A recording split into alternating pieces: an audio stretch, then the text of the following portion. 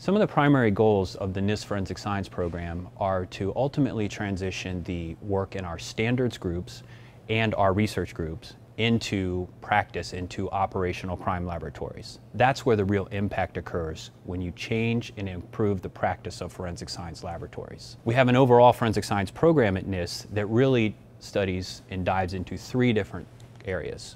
One is the standards component, the second is the research component, and finally the foundations component. We take those three components and integrate pieces of them together to actually benefit from each other. So for example, our research component has mechanical engineers and scientists that have been researching 3D microscopy and how that can be applied to firearms analysis, which means the analysis of a bullet or a cartridge case.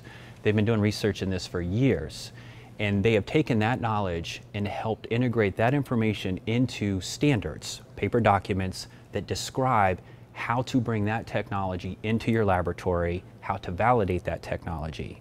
So we have our research folks here collaborating in our standard space where we work with researchers and the practicing community to produce documents that guide the forensic science community forward. When you develop a new standard, it's very tough to integrate that into the practicing forensic laboratories.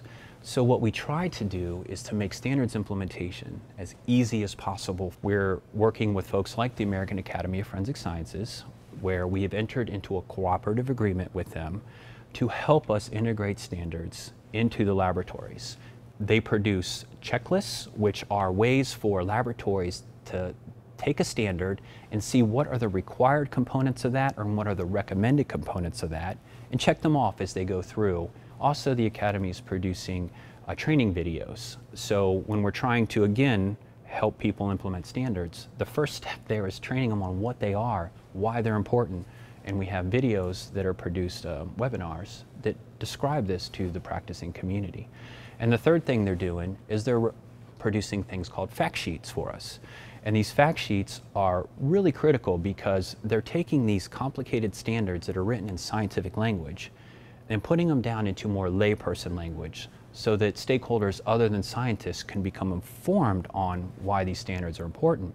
So people like judges, lawyers, etc. can read about these standards, understand what they're trying to do, and understand their importance in the entire criminal justice system.